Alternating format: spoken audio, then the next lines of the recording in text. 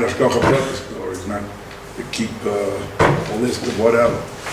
But this story took place quite a number of years ago. I'm here in Eretz Yisrael 32 years. I was here all these 4 Shmitas. Everybody knows on Shemitah, right, you're not, after Shemitah passes, you don't ask for your loans unless people owe you money, so you want to make sure that Shemitah doesn't remove the loan.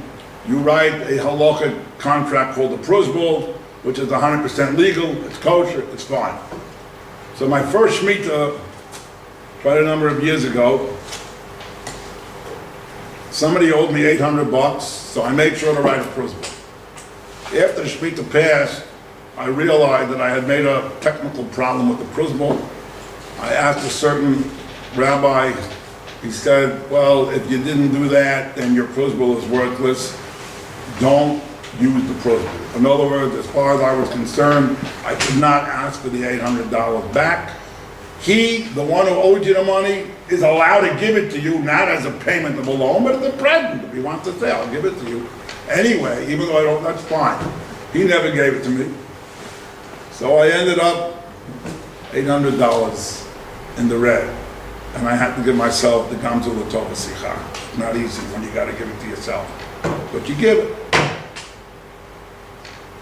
A few years later, we were already in Telstone, and my daughter, one of my daughters got into a terrible bus accident. A bus ran over her foot. It's a whole story. Baruch Hashem, she's fine. She's married with kids. Everything is great. But at the time that it happens, you don't know what's going to be. She needed a lot of operations on her foot. Plastic surgery, orthopedic operations.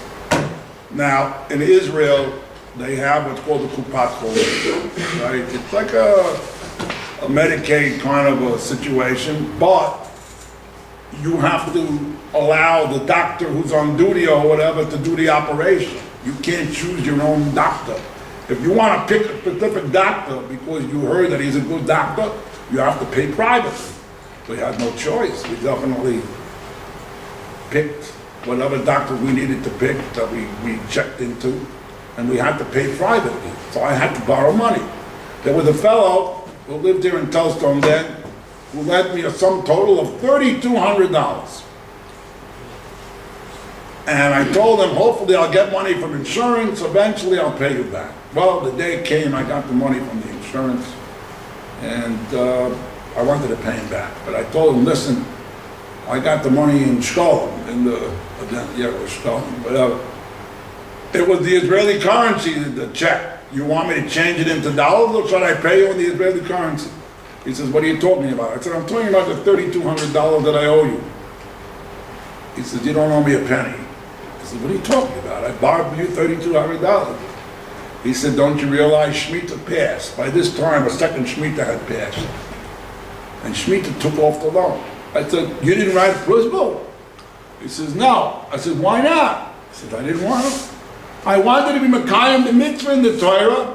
Remember, there's nothing wrong with writing a pruzbul, but you're not obligated to write a pruzbul. The Torah clearly says, when Shemitah comes, chuck the loan, forget about it. There is a loophole that you're allowed to do. It's halachically permissible. There's nothing wrong with it. But if a person wants to be a tzaddik, and he says, I want to be Mekayim the mitzvah of Shemitah the way it's written in the Torah without pruzbuls, and therefore you owe me $0. I said, fine, but I want to give it to you anyway. That's the halakha. I'm allowed to give it to you, not as payment for the Lord. I want to give it to you. He said, no, you keep it. Try to find yourself a bigger apartment with that money. All right, good. Eventually, his bracha was complete. When he left me that night, all of a sudden, it hit me. Like, you know, in the cartoons, a lightning bolt hits the guy in the head. What an idiot.